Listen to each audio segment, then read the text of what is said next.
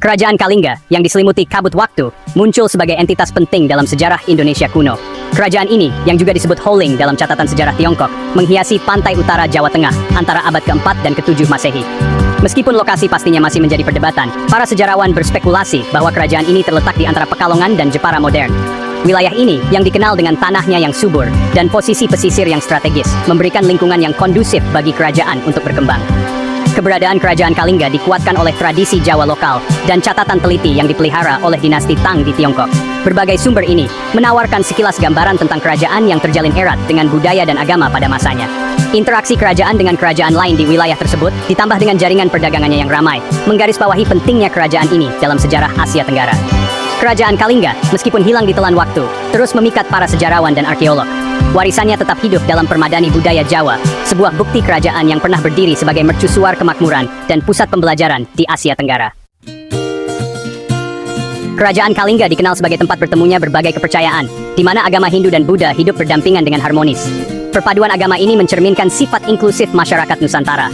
Agama Hindu tiba di Jawa melalui jalur perdagangan maritim. Agama Buddha juga menemukan tempat yang subur di Kalingga. Keterbukaan kerajaan memudahkan penyebaran agama Buddha. Biksu Buddha Tiongkok seperti Aitsing melakukan perjalanan ke Kalingga. Catatan mereka memberikan wawasan tentang lanskap keagamaan kerajaan. Keberadaan agama Hindu dan Buddha terlihat dalam sisa-sisa arsitektur. Temuan-temuan ini menawarkan bukti nyata tentang warisan spiritual kerajaan. Perpaduan dua agama besar ini berkontribusi pada perkembangan sistem kepercayaan sinkretis. Tidak lengkap rasanya membahas kerajaan Kalingga tanpa menceritakan penguasanya yang paling terkenal, Ratu Shima. Naik tahta pada tahun 1624 Masehi, pemerintahan Ratu Shima terukir dalam sejarah Jawa karena komitmennya yang teguh terhadap keadilan dan hukum. Warisan Ratu Shima terjalin dengan kisah legendaris yang menggarisbawahi dedikasinya yang tak tergoyahkan terhadap keadilan. Kisah tersebut menceritakan bagaimana seorang raja asing yang ingin menguji keadilan ratu yang terkenal, meninggalkan sekantong emas di tengah pasar kerajaan yang ramai. Hari berganti bulan, dan bulan berganti tahun. Namun sekantong emas itu tetap tak tersentuh, sebuah bukti kejujuran dan integritas warga Kalingga. Namun, takdir berubah ketika putra Ratu Shima sendiri, yang asik bermain, secara tidak sengaja menyentuh kantong itu. Terlepas dari permohonan para penasihatnya dan naluri keibuannya, Ratu Shima tetap teguh dalam menegakkan hukum. Dia memutuskan bahwa putranya yang telah melanggar aturan kerajaan yang ketat harus menghadapi konsekuensi dari tindakannya. Namun, menyadari bahwa pelanggaran putranya tidak disengaja, Ratu Shima melunakkan keadilan dengan belas kasihan, mengubah hukuman menjadi amputasi kaki putranya, bagian tubuh yang bersentuhan dengan kantong emas. Legenda ini, yang diwariskan turun-temurun, merangkum inti dari pemerintahan Ratu Shima. Komitmennya yang tak tergoyahkan terhadap keadilan, bahkan dengan mengorbankan darah dagingnya sendiri, mengukuhkan statusnya sebagai penguasa teladan yang mewujudkan cita-cita keadilan dan kebenaran.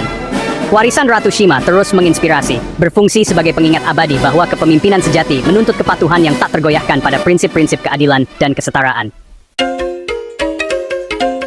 Kerajaan Kalingga, meskipun letaknya jauh dari Tiongkok, tercatat dengan rapi dalam catatan dinasti Tang.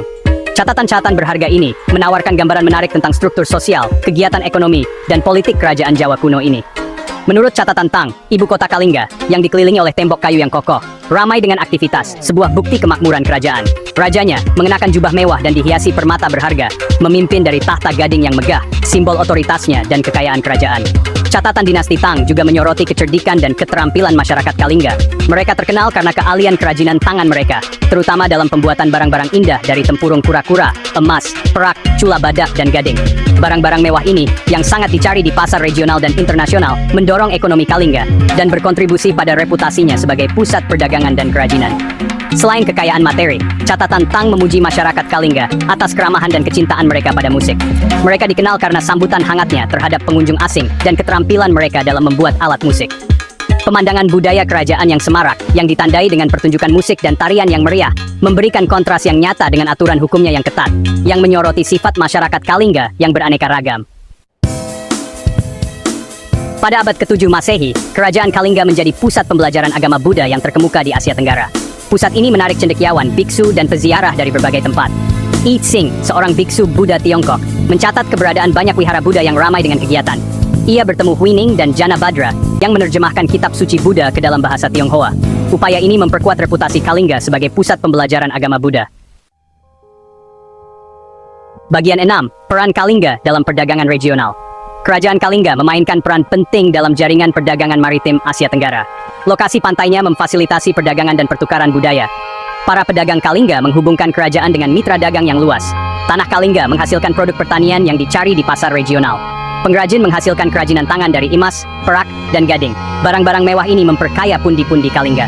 Keterlibatan Kalingga melampaui transaksi ekonomi, pertukaran barang disertai penyebaran gagasan dan praktik budaya. Interaksi Kalingga dengan kerajaan tetangga mendorong pertukaran budaya. Bagian 7. Warisan Kalingga. Kerajaan Kalingga meninggalkan warisan abadi pada budaya Jawa. Pengaruhnya terus bergema di abad-abad berikutnya. Penerimaan Hindu dan Buddha memperkaya tradisi Jawa. Ratu Shima menginspirasi generasi dengan keadilan dan hukum. Kisahnya mengingatkan pentingnya keadilan dan integritas. Legenda Ratu Shima menekankan kejujuran moral. Kalingga sebagai pusat pembelajaran Buddha abad ke-7. Biara-biara kerajaan memastikan transmisi ajaran Buddha. Penerjemahan kitab suci Buddha menyegerakan Buddha. Bagian 8. Mengungkap misteri. Kerajaan Kalingga, meskipun menjadi subjek yang menarik bagi para sejarawan dan arkeolog, tetap diselimuti misteri. Meskipun terdapat wawasan berharga yang diperoleh dari catatan sejarah Tiongkok, tradisi lokal Jawa, dan penggalian arkeologi, banyak pertanyaan tentang asal-usul kerajaan, struktur politik, dan akhirnya keruntuhannya tetap tak terjawab.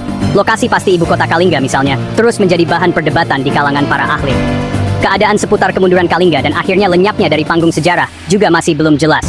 Beberapa sejarawan berspekulasi bahwa kerajaan itu mungkin telah menyerah pada konflik internal, sementara yang lain berpendapat bahwa kerajaan itu menjadi korban kebangkitan kekuatan kerajaan-kerajaan tetangga. Kurangnya bukti yang konklusif membuat sulit untuk menentukan alasan pasti di balik kehancuran Kalingga.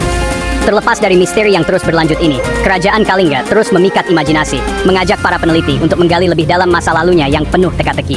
Setiap penemuan arkeologi, setiap prasasti yang diuraikan, dan setiap teks kuno yang dianalisis membawa kita lebih dekat untuk memahami seluk-beluk kerajaan yang dulu berkuasa ini dan tempatnya dalam narasi besar sejarah Indonesia.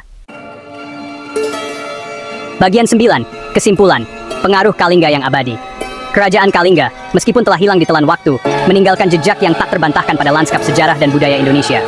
Penerimaan agama Hindu dan Buddha, bersama dengan reputasinya sebagai pusat pembelajaran, memberikan kontribusi yang signifikan terhadap perkembangan tradisi keagamaan dan intelektual Jawa.